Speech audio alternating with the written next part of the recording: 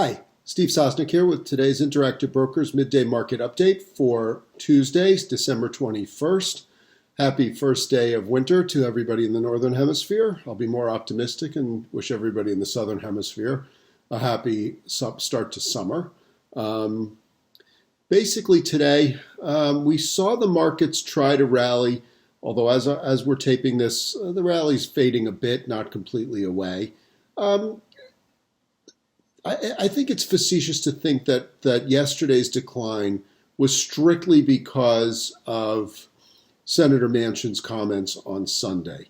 We've been in a fairly poor technical setup for some time, and we've alluded to it numerous times in recent articles. The advanced decline line has been failing to confirm the highs that were set. Well, it failed to confirm the new highs that were set a couple weeks ago on Friday. We saw the continuing pattern of sell-offs on quarterly expirations. We continued to see the poor new high, new low activity, markets near new highs, but new lows accelerating. That's never good. We could go through this, and I could basically spend the whole time doing a litany of these. Bottom line is the markets are not in a great technical setup right now. They're not seeing the type of activity that we would want to see push us to the type that would push us higher. That doesn't mean we can't go higher. Remember now we're in a weird seasonal period. It's a short week, so we don't have trading on Friday. A lot of people are going on holiday. Quite honestly, a lot of people are calling in sick because of Omicron spreading. Fortunately, the cases I've heard about, for the most part, have been relatively mild. But again, these are breakthrough cases among vaccinated people that I'm hearing about mostly. So that's an impediment, but not necessarily a complete detriment. I do think that that we were more driven by Omicron than we were by Senator Manchin. Let's break this apart. Today, the enthusiasm was that the bill didn't look as dead as it seemed over the weekend. And I think that's true. I think there is some enthusiasm there. And I think that's partially why we came off the lows the way we did yesterday as well. As it's been coming out, Senator Manchin said that he would accept a bill that was in the $1.75 to $1.8 trillion range. The bill that was being discussed was already in about the $2 trillion range. Having been a market maker for many years, 1.8 $1.80 to $2, that's a market you can trade on. That's not the worst market I've ever heard. That to me means that there's room to get a deal done. I think both President Biden and Senator Manchin are experienced negotiators. I think there's a lot of posturing. They often say that the best deals make everybody somewhat unhappy. And I think that's maybe what we get on this one, because I think there will be people unhappy on all sides. That probably means it's an okay deal. But we don't have it yet. But I do think we're not as far away as it seemed on first blush. On the other hand, Omicron is spreading like crazy. They're saying now it's already 73% of the cases in the U.S., and the U.S. case counts have been going up.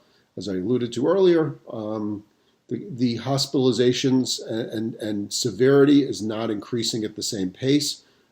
I'm not going to play epidemiologist here, but my gut tells me that much of the case growth that we've seen so far has been in areas that have tended to be heavily vaccinated, such as the Northeast. And I think that that's kind of why you're seeing the case count spike, but not hospitalizations, fortunately, following through. The problem is this is Christmas week. People are going to be traveling all around the country. They're already talking about big numbers at TSA check-ins for airports, and there'll be big travel numbers. If that happens, you're going to get a lot of mixing of people who are sort of asymptomatic or mildly symptomatic going to places where vaccine acceptance is rather low, and that could have some real detrimental effects.